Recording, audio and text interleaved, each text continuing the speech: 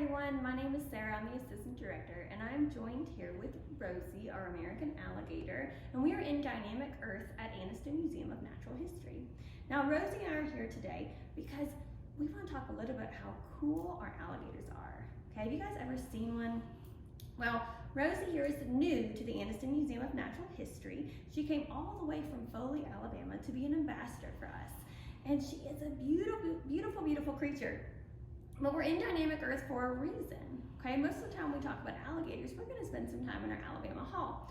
But we wanted to think about it and say, hey, alligators have been around for a long time, and we need to talk about how awesome that is. So we thought, let's go on Dynamic Earth and let's focus on how these guys can be considered living fossils. Now you might be asking yourself, well, what is a living fossil? A living fossil is an animal or species that has been around for many years and hasn't changed much, okay, physically. And if you look at our American alligator here, these guys haven't changed all that often since the beginning of our reptiles. And she is an amazing creature, and she's a great predator. Now, alligators have actually reached the point where they became endangered, okay? They were put on the Endangered Species Act, and they were actually able to come back, okay? They flourished. And now we have an alligator hunting season. Now, it's a small number of alligators that can be hunted, but it helps manage the populations. And alligators do their job at managing the rest of our prey population. Without a top predator like the alligators, our small prey would become too many. They wouldn't have anything to feed on them. They could become sick, they could run out of food. Their lack of resources would eventually hurt them as a whole. So it's very important to have top predators.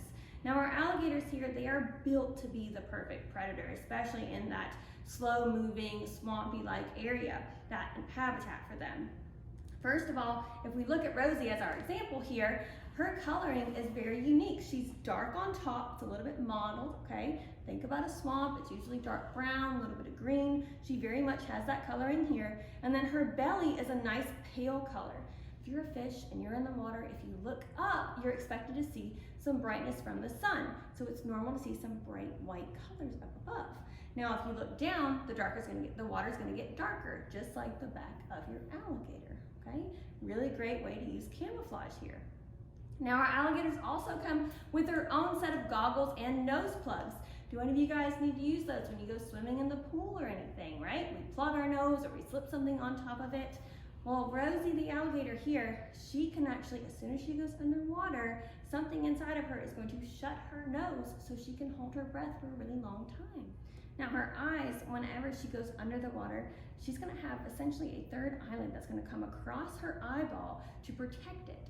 Okay, think about it. If you dive down underwater and you're in a swampy area that's filled with debris, you don't want any of that getting into your eye. So she's gonna do that. She's gonna shut her eye, have that third eyelid come across, and she'll be able to swim with her eyes open, but a protective layer on top. Now I encourage you to join us here at Anniston Museum of Natural History. If you have any alligator questions, we would love to hear them and help you answer those.